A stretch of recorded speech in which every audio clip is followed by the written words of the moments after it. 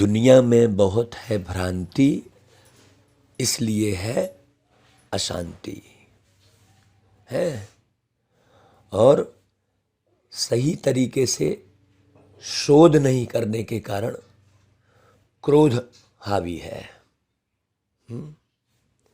और अपने को देह मान लेने के कारण अभिमान आता है। देह के साथ फिर दौलत जुड़ जाती है। देह के साथ फिर मान सम्मान जुड़ जाता है, तो अभिमान आ जाता है। और आध्यात्मिक लाभ को नहीं समझने के कारण लोभ आ जाता है। यदि व्यक्ति आध्यात्मिक लाभ को समझना शुरू करे तो लोभ से मुक्ति मिल सकती है। और मोक्ष के सही अर्थ को ना जानने के कारण मोह आ जाता है। मोक्ष का अर्थ ही है मोह को क्षय करने वाला है। और धरती पर आत्माओं के अपने अपने पार्ट चल रहे हैं। वो अपने अनुसार आती है आत्माएं। आत्माओं के आने का जो सिस्टम है, उस सिस्टम का पता ना होने के कारण संतान उत्पत्ति के बहाने लोगों के अंदर में, आत्माओं के अंदर में काम विकार आ जाता है। तो भ्रांति बहुत है, लोगों में भ्रांति है कि बिना विकार में जाए संतान की उत्पत्ति कैसे होगी।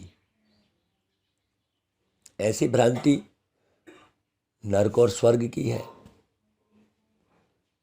बहुत सारे शास्त्रों में, ग्रंथों में ऐसी किताबें बनी है, बहुत कैलेंडर बने थे कि नरक में ऐसी यातना मिलती है। यहाँ जो काम करके जाता है, गलत कर्म करता है, तो उसको नरक में भोगना पड़ता है। जो श्रेष्ठ कर्म करता है वो स्वर्ग में जाता है। लेकिन ये नहीं मालूम नरक और स्वर्ग कहाँ है और कब है। स्वर्ग का समय कब है और नरक का समय कब है। मनुष्यों को बेहद की रात और बेहद का दिन का भी पता नहीं है। इसी सृष्टि पर सतयुगी सवेरा आता है, ये नहीं मालूम किसी को। इसलिए धरती के नीचे नरक और आसमान के ऊपर स्वर्ग समझ लेते हैं। तो भ्रांति है ना। सारी भ्रांतियों को प्यारे पिता परम पिता परमात्मा ने तोड़ा, आकर समझाया। हमको भी थोड़ी कुछ मालूम था, जो सुन रहे थे वही मान ले रहे थे। झूठ क्या है सच क्या है पता ही नहीं था। तो बाबा कहते हैं, मीठे बच्चे, भारत को स्वर्ग बनाने के लिए विनाश काले प्रीत बुद्धि बन पवित्र रहने की प्रतिज्ञा करो। यही बाप की मदद है। हम भी कहते जोड़ों से, कहते भैया तुम पवित्र रहोगे तो यही हमारी सबसे बड़ी फीस है। ये नहीं दोगे तो भी चलेगा। है हमारे सहयोग, आप पवित्र रह जाओ, बस ये सबसे बड़ा सहयोग है।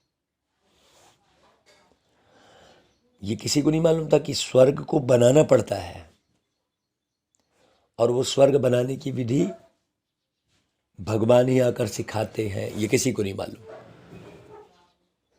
वो तो भगवान को भी जन्म लेना, शादी क्या करना, भगवान शादी कर रहे हैं अपनी। निर्विकारी भोलानाथ बाबा निराकारी है, बकायदा शिव जी की पिंडी पूजते भी है, लेकिन पता कुछ नहीं रे भाई। भगवान भी शादी करेंगे, भगवान कभी शादी करते ही नहीं है? न भगवान की कोई पत्नी है, न भगवान की कोई अलग से प्रेमिका है। यहाँ तो राधा प्रेमिका हो गई, कृष्ण भगवान हो गए। बताओ, भगवान पार्टिकुलर एक नारी से प्रेम करेंगे बस। मनुष्य ने सब अपनी गतिविधियों को भगवान के साथ जोड़ दिया, तो बुद्धि पूरी भ्रष्ट हो गई, विपरीत हो गई। सोचो है। तो बाबा की बातें कब समझ में आएंगी? जब बाबा से योग होगा, जब आपके अंदर योग की शक्ति होगी। मनुष्य के अंदर शक्ति नहीं है, बल नहीं है, इसलिए कोई बात समझ में नहीं आती। तो योग बल की रूहानी ड्रिल सीखने का मुख्य आधार क्या है? इस ड्रिल के लिए सबके साथ बुद्धि का योग तोड़ना पड़ता है। बुद्धि का योग तोड़ना पड़ता है। नहीं, बुद्धि का योग लगा हुआ है वस्तु में, व्यक्ति में, वैभव में, नाम मान शान में, सम्मान में। कल ऐसा करूंगा, मेरे साथ ऐसा हुआ। बुद्धि कहाँ लगी हुई है? जो हुआ रिश्ते नातों में, कितनी जगह बुद्धि फंसती रहती है।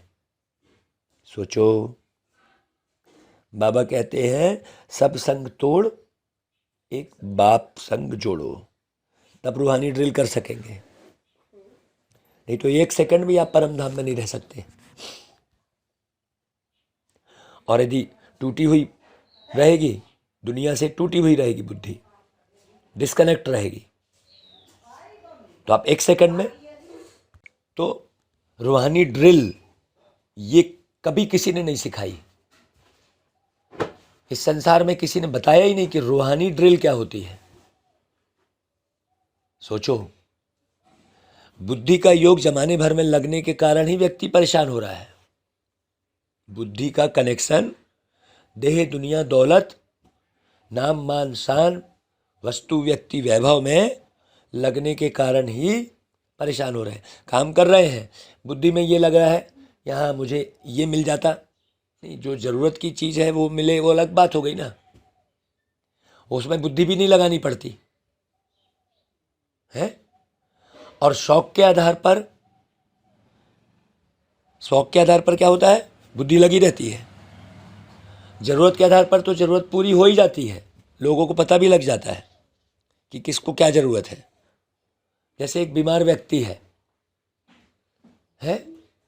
वो दवाई से बुद्धि नहीं लगाएगा तो भी लोगों को मालूम पड़ जाएगा, उसकी दवाई की व्यवस्था हो जाएगी। तो ज़रूरत की चीज़ है तो पूरी हो जाती है, आवश्यकता। लेकिन बुद्धि कहाँ फंसी रहती है? इच्छाओं के कारण बुद्धि फंसी रहती है। किसी से अपेक्षा रहने के कारण बुद्धि फंसी रहती है। अपेक्षा लगा के बैठे हैं कि इसको ऐसा बनना चाहिए, उसको वैसा बनना चाहिए, तो बुद्धि कहाँ फंसी है? उस व्यक्ति में फंसी है। बाबा कहता है एक से सच्ची प्रीत हो, और प्रीत भी जुड़ जाती है अपनी बिटिया से, अपने बेटा से, नाती से, पोती से, है। वास्तव में इस जिंदगी से तो प्रीत होनी ही नहीं चाहिए, क्योंकि ये पक्की बात है कि आप जहाँ भी जिससे भी प्रीत जोड़ोगे उससे आप दुख पाओगे। तो प्रीत भी किससे जुड़नी चाहिए? एक बाबा से। एक से सच्ची प्रीत हो, तभी रूहानी ड्रिल कर सकते हो। यही योग बल है जिससे 21 जन्मों के लिए विश्व की राजाई प्राप्त होती है। कहते हैं ना भाई, भोलेनाथ से निराला कोई और नहीं, उनसे निराला, बिगड़ी को बनाने वाला और कोई नहीं। मतलब केवल शिव बाबा ही। शिव बाबा ही एक्यूरेट समझाते हैं। तो बाबा कहते बच्चों ने गीत सुना, किसकी महिमा की? भोलेनाथ शिव बाबा की। परमपिता परमात्मा को भोलानाथ भी कहते हैं, नॉलेजफुल भी कहते हैं, पतित पावन भी कहते हैं। उनको कहा जाता है परमपिता परमात्मा। ध्यान देना, लौकिक बाप को परमपिता नहीं कहेंगे, तो फिर कैसे लौकिक माँ बाप भगवान हो गए? अभी दुनिया में वही कहते हैं। अरे और कहाँ किस भगवान को ढूंढ रहे हो? घर में जो तुम्हारे माता पिता है वही भगवान है।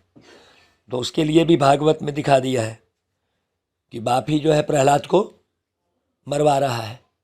क्यों? क्योंकि वो भगवान को जान रहा है, अपने बाप को भगवान नहीं मान रहा है। वो प्रहलाद जो है, भक्ति में दिखाया है बकायदा कि प्रहलाद जो है भगवान को जान रहा है, इसलिए अपने बाप को भगवान नहीं मान रहा है।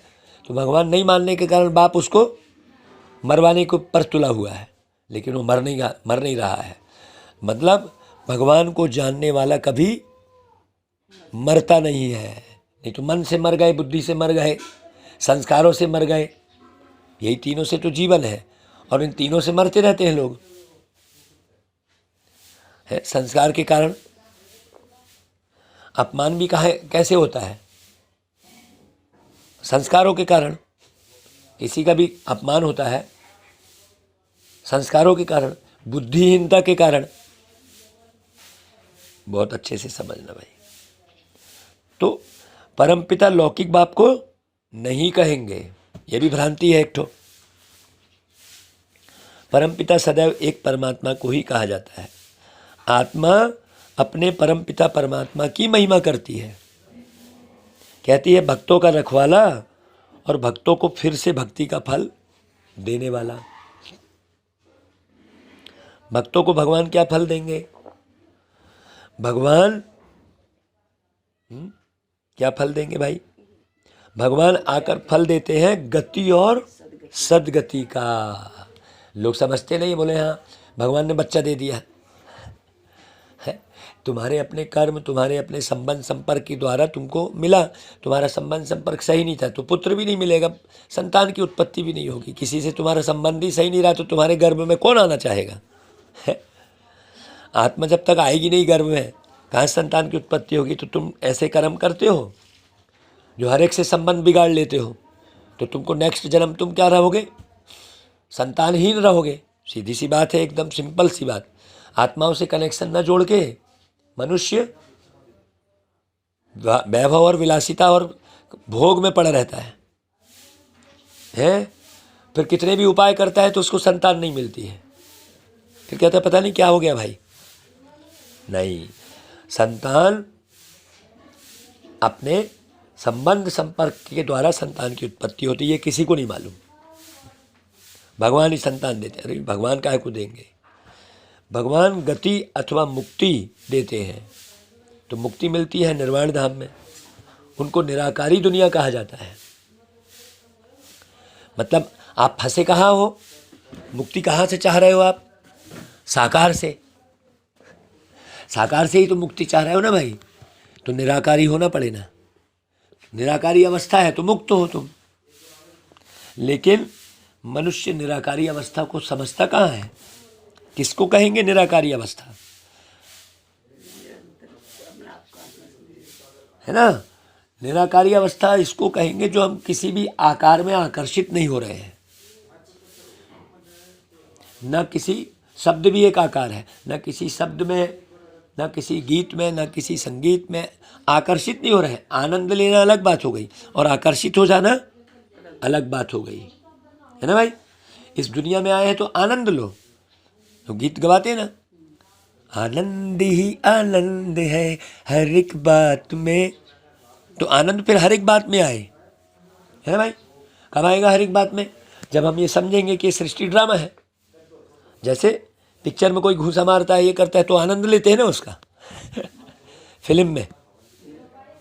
लेकिन यहाँ फंस जाते हैं तो आनंद नहीं लेते।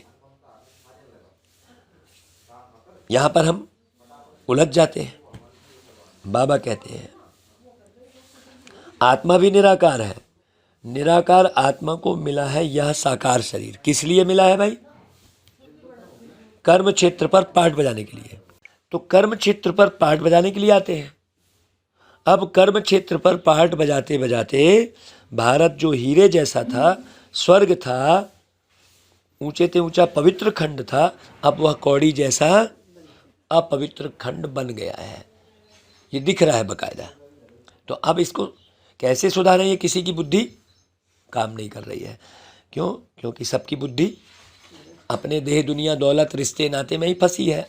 जैसे हम कल बता रहे थे कि चार दीवारी में जो मनुष्य बैठा है उसी को अपना परिवार समझ रहा है, जबकि उससे कुछ चल नहीं रहा है। सारे ज़रूरत की सामग्री तो पूरे संसार में लोग मिल के निर्माण कर रहे हैं, तब काम चल रहा है। लेकिन मनुष्य पार्टिकुलर, और फिर उससे दुख भी पा रहा है ना, उसको अब है अपना समझ के बैठा है। नहीं, सारा जग परिवार है अपना, कोई नहीं पराया। बाबा तुम बच्चों को सृष्टि के आदि मध्य अंत का राज समझाते हैं। आदि में देवी देवताओं का राज्य था, मध्य में रावण का राज्य शुरू होता है। देवी देवताएं, तो देवी देवताएं वाम मार्ग में चले जाते हैं, मतलब अच्छी दुनिया थी, फिर धीरे धीरे शरीर बदलने के कारण फिर अपने को ही शरीर समझ लिए। हाँ, भारत पावन था, अब पतित है, यह भी समझाना चाहिए। इस पतित दुनिया को पावन बनाने वाला एक ही परमपिता परमात्मा है, जिसको भक्त याद करते हैं। भक्त पतित है, जब बाप आकर पावन बनाते हैं तो फिर कोई भक्त नहीं रह जाते हैं।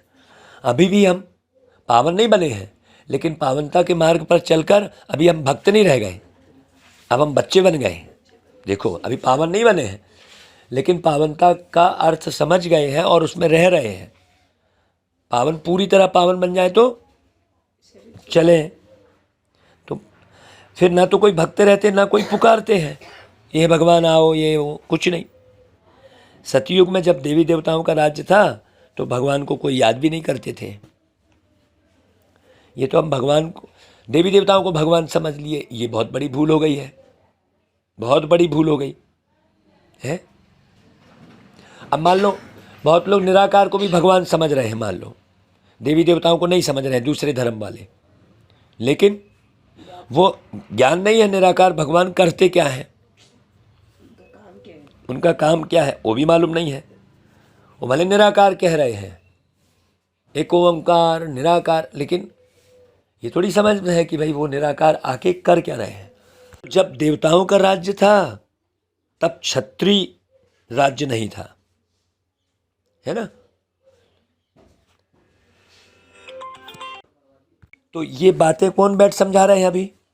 नॉलेजफुल तो गॉड फादर है ना, वही सत्य चित्त आनंद स्वरूप कहते हैं। तो सत्य बात तो वही बताएंगे, चैतन्य है वो, बाकी सब तो अचेतन पड़े हैं। भाई आपने जन्म लिया, आपको होश था क्या कि मैं माँ के गर्भ में जन्म लूँगी? नहीं था ना भाई।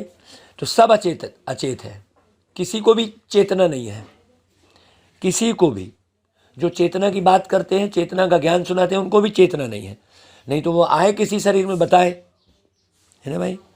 नहीं है चेतना, आत्मा है, सत्य चैतन्य है, लेकिन शरीर के भान में आने के कारण ये सारा डिस्टर्बेंस है। यह शरीर है जड़, इनको आत्मा चलाती है। सतयुग में एक ही देवता धर्म था तो बहुत थोड़े थे, फिर झाड़ वृद्धि को पाता है। यह सृष्टि के आदि मध्य अंत का ज्ञान कोई शास्त्रों में नहीं है, एक भी। वह सब है भक्ति मार्ग की सामग्री। कहते भी हैं हे पतित पावन आओ, कहते भी हैं हे पतित पावन आओ। बापू गांधी जी भी कहते थे राम राज्य हो, है। जब राम राज्य हो के गया है तो फिर राम राज्य हो क्यों बोल रहे हैं?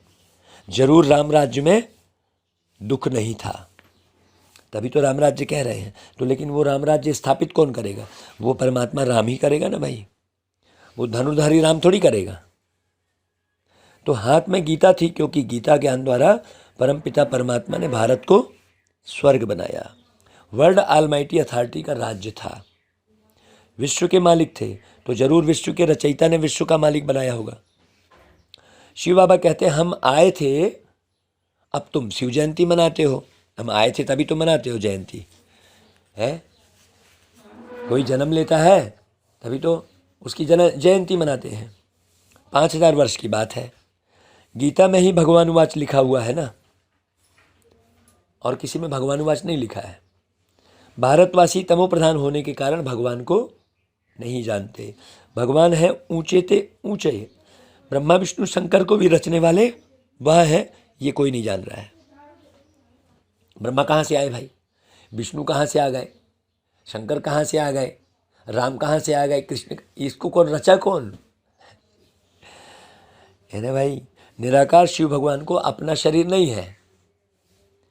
ब्रह्मा विष्णु शंकर को भी सूक्ष्म शरीर होने के कारण देवता कहा जाता है।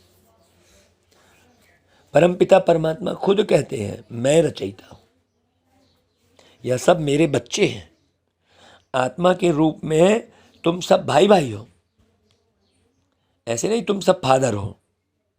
जैसे सन्यासी कहते हैं आत्मा सो परमात्मा, नहीं भाई, परमात्मा सो परम आत्मा है। ड्रामा में परमात्मा का पार्ट अलग है, तो ड्रामा में परमात्मा का भी पार्ट है? काहे का पार्ट है?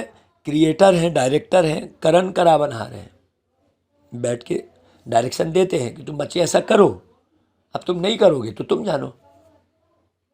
ब्रह्मा द्वारा डायरेक्शन देते हैं फिर से आदि सनातन देवी देवता धर्म की स्थापना कराने के लिए, तो वो डायरेक्टर है।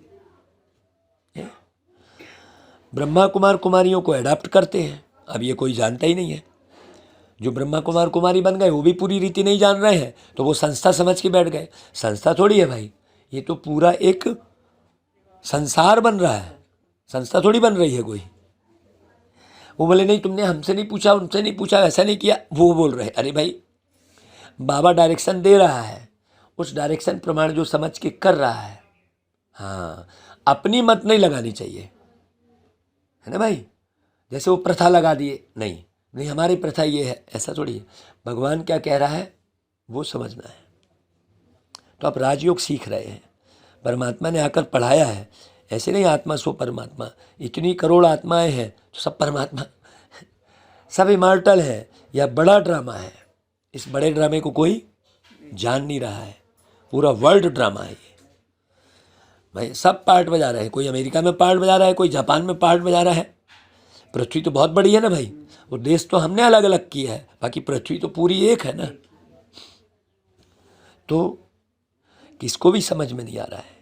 बाबा बैठ समझाते हैं कि कल्प कल्प संगम युग में मैं आता हूँ, सृष्टि का चक्र घूमता है, समय का चक्र। मैं साधारण तन में प्रवेश करता हूँ, है ना भाई, क्योंकि साधारण तन में प्रवेश करेंगे तो किसी को मतलब अभिमान नहीं आएगा।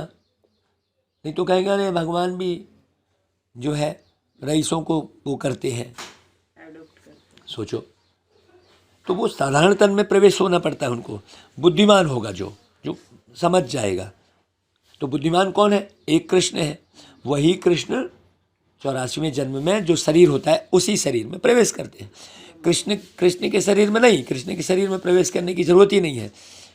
तो इसलिए ब्रह्मा को भगवान नहीं कहते, लेकिन कृष्ण को भगवान कहते हैं, क्योंकि आत्मा वही है।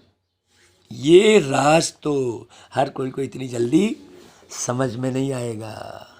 बहुत अच्छी बात समझना, क्योंकि ब्रह्मा बाबा ने सारा जो है डिवोट कर दिया, पूरा समर्पित हो गए, पूरा तन मन धन से सही में ईश्वरी कार्य में।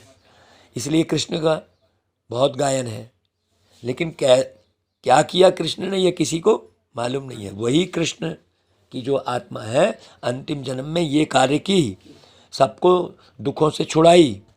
किसके मार्गदर्शन में? शिव बाबा के मार्गदर्शन में।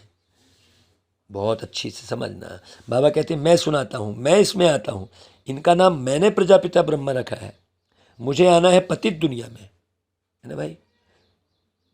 इनका यह अंतिम जन्म है, 84 जन्म इनने पूरे किए हैं। ये बात अभी किसी को जल्दी से बुद्धि में बैठती नहीं है।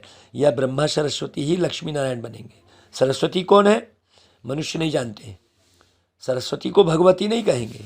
यह ब्रह्मा की मुख वंशावली बेटी का नाम जगत अम्बा सरस्वती है। अब लोग ब्रह्मा सरस्वती को ब्रह्मा की पत्नी समझ लेते हैं। सोचो, संगम युग पर जगत अम्बा कामधेनु कहते हैं। इनको आदिदेव महावीर भी कहते हैं, दिलवाला भी कहते हैं। वास्तव में दिलवाला तो शिव बाबा है। शिव बाबा है ना दिलवाला, जो पूरे विश्व की राजशाही देते हैं।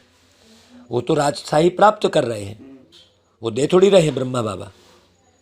राजपाट ब्रह्मा बाबा थोड़ी दे रहे हैं, वो तो राजपाट प्राप्त कर रहे हैं। देखो वो तो लेने वाले हैं, देने वाला दाता तो एक शिव बाबा है। ये बड़ी गहरी बात समझने की है। ब्रह्मा कुछ थोड़ी देते हैं, ब्रह्मा खुद पुरुषार्थी है? वही बच्चों की दिल लेने लिए, स्वराज्य देने लिए आते हैं। दिल लेते हैं और स्वराज्य देते हैं। बच्चे कहते बाबा हमको फिर से सदा सुखी बनाओ, तो शिव बाबा आकर ब्रह्मा तन से तुम्हारा दिल ले रहे हैं, तुमको पढ़ा रहे हैं। इसलिए दिल वाला मंदिर सुंदर यादगार बना है, लेकिन वह तो है जड़ मंदिर। चैतन्य भी चाहिए। तुमने 5000 वर्ष पहले भारत को स्वर्ग बनाया था, इसका ही यादगार मंदिर है। जब चक्री घूमी तो किसी न किसी को टच हो गया, याद आ गया। जैसे आप घर छोड़ के निकले और सारा भ्रमण किए, और फिर जैसे ही घर आने लगे तो फिर सब याद आने लग गया, अच्छा हम ऐसे थे वैसे थे। वैसा ही ये चक्री घूमी। बहुत अच्छे से समझना। तुम फिर से सर्विस कर रहे हो, फिर यह जड़ मंदिर टूट फूट जाएंगे। मंदिर की आवश्यकता ही नहीं पड़ेगी, क्योंकि हम खुद ही देवी देवता बन जाएंगे। अभी हम खुद ही देवी देवता नहीं है, इसलिए मंदिर बना रहे हैं। बाप कहते हैं कल्प कल्प मैं पुराने पतित तन में आता हूँ पावन बनाने। भाई पावन बनाने तो पतित तन में ही आना पड़े ना। पावन तन तो सतयुग में होता है, वहाँ सब पावन है, तो वहाँ तो आने की जरूरत ही नहीं। एकदम सिंपल सी बात है। यहाँ कोई पावन नहीं है। अनेक धर्म लड़ रहे हैं, झगड़ रहे हैं, बाकी आदि सनातन देवी देवता धर्म नहीं है। देवी देवता धर्म वाले अपने को हिंदू कह देते हैं। देवता धर्म प्राय लोप हो गया है। देवी देवता बिल्कुल पवित्र थे, वह जब से वाम मार्ग में गए हैं तो देवी देवता कहलाना बंद हो गया है। देवता धर्म को प्राय लोप तो होना ही है। तब मैं पहले पहले देवी देवता धर्म ही स्थापन करता हूँ। बाकी इस्लामी बौद्धि तो पीछे आते हैं। हिंदू धर्म कब स्थापन हुआ ये किसी को पता ही नहीं है। आदि सनातन तो यहाँ देवी देवता थे। तो भोलानाथ शिव बाबा समझा रहे हैं, भोली भोली जो बच्चियाँ हैं उनकी झोली भर उनको स्वर्ग का मालिक बना रहे हैं, है ना भाई। बड़े भोले सौदागर हैं। जैसे कोई मरता है तो पुरानी चीज़ें करनी घोर को देते हैं। बाप कहते हैं तुम्हारी पुरानी कीचड़ पट्टी लेकर तुमको स्वर्ग का मालिक बनाता हूँ। सोचो, ऐसा कोई नहीं कर सकता। भगवान जो है तुम्हारे काम, क्रोध, लोभ, मोह, अहंकार सबको ले लेता है। अब हमारा क्रोध आपको बर्दाश्त होगा क्या? नहीं लेंगे। क्यों क्रोध किया बोलेंगे? सोचो, हम एक दूसरे का क्रोध कहाँ लेते हैं, लेकिन भगवान सारा विष पी लेते हैं। कितने गलत कर्म किए, लेकिन फिर भी आकर बाबा कहता है बोलो मीठे बच्चे, ऐसा कहता है। कितने गलत कर्म किए फिर भी क्यों बाबा सब पी लेता है। अब उनने क्या दिखा दिया? समुद्र मंथन हुआ, विष निकला, उसको पी लिया। कौन सा विष था भाई वो? सोचो, ज्ञान विष थोड़ी। विष कौन सा था? ये विषय विकार। तो भोलानाथ शिव समझा रहे हैं बड़े अच्छे से, जय है ना भाई।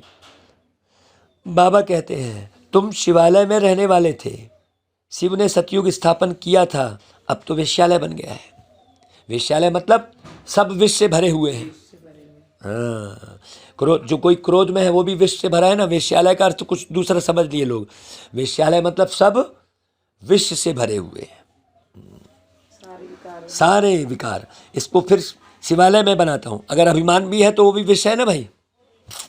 वर्णों का राज भी बच्चों को मैं समझाता हूँ। पुनर्जन्म लेते आए, वर्ण बदलते जाते हैं। मनुष्य कह देते हैं 84 लाख जन्म। बाप उन्हें देते हैं तुमने अपने लिए 84 जन्मों के बदले 84 लाख जन्म लगा दिए, और मेरे लिए कह देते हो सर्वव्यापी है। जा, पत्थर में भी तुमने अपना जन्म पत्थर का नहीं बताया। सोचो, सब जगह तू ही तू है, मैं सर्वव्यापी तो हूँ नहीं भाई। इस समय तो सर्वव्यापी 5 विकार हैं। सतयुग में यह नहीं थे, वहाँ तो देवी देवताएं थे। अब असुर बने हैं, फिर असुर से देवता बनाया जाता है। सो बाप समझाते हैं ऊंचे थे ऊंच भगवान, फिर उनकी रचना ब्रह्मा विष्णु शंकर। यह है स्थूल वतन, जिसमें पहले है देवी देवताओं का राज्य, फिर है क्षत्रियों का राज्य, फिर वैश्यों, फिर शूद्रों का राज्य। आप अगर हिस्ट्री निकाल के देखेंगे तो जो है गुप्ता परिवार था पूरा, एक गुप्ता जो है राजा था और उसकी पूरे बहुत बड़ा वंश, आप गूगल पे डालेंगे ना तो देखेंगे कि कुछ बरस पहले तो वो वैश्यों का राज्य था। गुप्ता मतलब वैश्य, दिखाया है गुप्ता वंश पूरा, वो गुप्ता वंश पूरा खत्म हो गया, वही गुप्ता वंश बदल के क्या हो गया, शूद्र हो गया। ये राज बड़ी गहरा, ये राज बाबा ने समझाया। अभी तो नो राज्य, अभी तो कुछ स्वयं पर स्वयं का राज्य नहीं है, स्वयं ही अपने आप को कंट्रोल नहीं कर सकता व्यक्ति। भाई तुम स्वयं पर ही राज्य नहीं कर पा रहे हो। सतयुग में राइटियस रिलीजन था, तुम अपने मन को ही कंट्रोल नहीं कर पा रहे हो। मन इधर आकर्षित हो रहा है, ये भी ले लूँ, वो भी ले लूँ, वो भी ले लूँ, बटोरने का सोचो। मैंने होश ही नहीं है कि कब तक बटोरूंगा भाई, कितना बटोरूंगा। कभी एक दो को दुख नहीं देते थे। भारत की बड़ी महिमा है, परंतु शास्त्रों में सब उल्टा सुल्टा लिख महिमा पूरी उड़ा दी है। प्राचीन भारत का योग और ज्ञान बड़ा नामी गिरामी है, लेकिन उन्होंने योग की परिभाषा ही बदल दी। और शरीर के आसन को उन्होंने योग आसन कह दिया, योग का अर्थ ही बदल दिया पूरा। वो 24 जून को योग दिवस मना रहे हैं, वो शरीर की एक्सरसाइज को वो उन्होंने योग कह दिया। बताओ, आत्मा से परमात्मा का मिलन जो है सच्चा योग है, वो किसी को भी पता ही नहीं है। अब सारा भारत वो योग दिवस मना रहा है तो क्या कर रहा है, वो शरीर आसन कर रहा है। तो दिल्ली गए वजह से हमारी भी वो होगी, हाँ, अब हमारी भी भाई मान हो गया। बाबा कहते हैं मेरा भी आना ये पार्ट है? मैं जन्म मरण में नहीं आता हूँ, मैं ज्ञान का सागर, सुख का सागर हूँ। यह महिमा और कोई की नहीं है। देवताओं की महिमा अलग है, हर एक एक्टर का अपना अपना पार्ट है, उस पार्ट अनुसार महिमा होती है। तुम जानते हो, ऊंचे ते ऊंच इनकॉर्पोरियल गॉड फादर शिव बाबा है। लौकिक फादर को गॉड फादर नहीं कहेंगे, वह है हद का बाप और यह है बेहद का बाप। पुकारते तो सब है परमपिता परमात्मा, समझते हैं बाप आएंगे तो हमको सुखधाम ले जाएंगे। बाबा कहते हैं मैं अजामिल जैसे पापियों, साधुओं आदि सबका उद्धार करता हूँ इन माताओं के द्वारा। अभी सोचो, बाबा ने क्या बोला, माताओं के द्वारा उद्धार करता हूँ, क्योंकि माता पवित्र रहना शुरू करती है। माता की पवित्रता ही प्रत्यक्ष होनी है, बाकी तो कुमारी है, उससे हाँ, उससे पवित्रता का पता तो नहीं चलेगा ना। सोचो, तो कहते हैं यह है शिव शक्ति भारत माताएं। अभी समझो, योग बल से काम ले रही हैं, बुद्धि बल से। वह कन्याएं माताएं वायोलेंस ड्रिल सीखती है, यहाँ यह योग बल की ड्रिल है। तुम हो श्रीमत पर और संग पुरानी दुनिया से प्रीत तोड़ एक बाप से जोड़ते हो। हाँ, कौरव है विनाश काले विपरीत बुद्धि और तुम पांडव हो विनाश काले प्रीत बुद्धि। तुम भारत को स्वर्ग बनाते हो, बाप से प्रतिज्ञा करते हो, बाबा हम पवित्र रह भारत को पावन बनाने में मदद करेंगे। ये कौन प्रतिज्ञा कर रही है, माताएं कर रही हैं। बाकी कुमारी तो कुमारी है ना भाई, क्योंकि अब मृत्यु लोक मुर्दाबाद और अमर लोक जिंदाबाद होना है। बाबा अमर कथा सुना रहे हैं, इसलिए उन्हें अमरनाथ भी कहते हैं। तुम पार्वतियाँ हो, तुम सजनियाँ हो। पार्वतियाँ पार ब्रह्म परमेश्वर कहते हैं, माने इस ब्रह्म से उस पार रहने वाले। तो जो ब्रह्म से उस पार अपनी बुद्धि को ले जाता है वही पार्वती हो गई। तो बाबा कहते हैं, बाबा से वर्षा ले रहे हो, तुम सजनियाँ हो। सजनी के रूप में कहते हैं गुलगुल बन जाओ। तुम महाराजा महारानी बनते हो। यह सब राज बैठ बाप समझाते हैं। बाप ही नॉलेजफुल क्रिएटर डायरेक्टर हैं।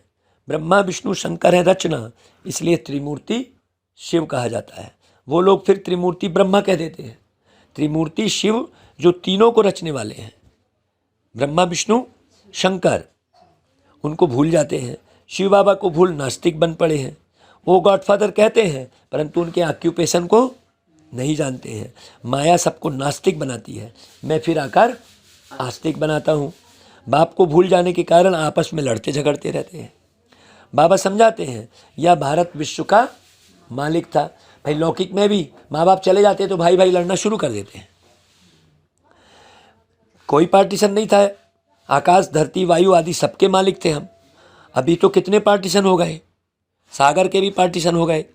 सोचो, तो वायु मार्ग का भी पार्टीशन हो गया। फलानी हद में या ना जाए, कितना झगड़ा है। भारत बेहद का मालिक हीरे जैसा था, है वह अब हद का मालिक कौड़ी जैसा बन गया। यह ड्रामा है। हर एक आत्मा को अपना पार्ट मिला हुआ है। कोई को 84 जन्मों का पार्ट मिला है, कोई 2-3 जन्मों का भी मिला है। यह इमॉर्टल ड्रामा है जो रिपीट होता रहता है। ये किसी को नहीं मालूम, सोचो है। भारत जैसा पवित्र खंड कोई होता नहीं। घर पुराना होता है तो रिपेयरिंग कराया जाता है ना भाई। भारत ही वाम मार्ग में जाता है तो उन्हों को कुछ थमाने के लिए फिर टेका लगाने के लिए संन्यास मार्ग है। अभी तो वह भी तमो प्रधान बन गया। सब पुराने बन पड़े, फिर नए बनेंगे। पुराने घर में मज़ा नहीं होता है। बाबा कहते हैं मुझे सतो प्रधान बनाने आना पड़ता है। मैं ही आकर भारत को जीवन मुक्त बनाता हूँ, बाकी आत्माओं को मुक्ति देता हूँ। बाबा समझाते हैं बच्चे यह तुम्हारा अंतिम जन्म है, ये डिसाइड करो फाइनल, नहीं तो फिर जन्म लेना पड़े। ऐसा पुरुषार्थ करो जो यही अंतिम जन्म हो। हाँ, फिर से जन्म ना लो आकर्षण में आके। अभी तुम स्वर्ग के मालिक बनते हो। कितनी भारी प्राप्ति है। तुम 21 जन्म पवित्र आत्मा बनते हो, पवित्र दुनिया के मालिक बनते हो। तुम ऊंच आत्मा थे, स्वर्ग के मालिक थे, फिर बाबा आकर जो है आपको राजाई पद देते हैं वापस। पहले थे, अभी फिर दे रहे हैं बाबा। अभी पाप आत्मा बन गए, माया ने सबको पाप आत्मा बना दिया। फिर बाबा आकर पुण्य आत्मा बनते हैं। हिसाब किताब चुकतू कर वापस ले जाएंगे। भोलानाथ बाबा लिबरेटर भी ठहरे ना भाई। कहते हैं मैं तुमको जीवन मुक्ति धाम ले जाता हूँ। परमपिता परमात्मा है ही सबसे मीठे, इसलिए सब उनको याद करते हैं। भोलानाथ बाबा है तुम बच्चों को है माताओं के द्वारा भारत को स्वर्ग बनाते हैं, जिसका यादगार देलवाड़ा मंदिर है। तुम हर एक के ऑक्यूपेशन को जानते हो। ड्रामा में हर एक का पार्ट चलता है। कितने पुनर्जन्म लेते हैं। पांडव थे गुप्त और यादव कौरव थे प्रत्यक्ष। हैं, पांडवों ने सुरंग बनाई थी कहते हैं। तो कौन सी सुरंग है? यह आध्यात्मिक की सुरंग चुपचाप एक किनारे बन रही है, किसी को पता भी नहीं चल रहा है। गुप्त है कि हम कर क्या रहे हैं, किसी को पता ही नहीं चल रहा है। सोचो, तुम इनकॉग्निटो नॉन वायोलेंस शक्ति सेना 21 जन्म विश्व का मालिक बनते हो, तो जरूर मेहनत भी करनी पड़े ना भाई।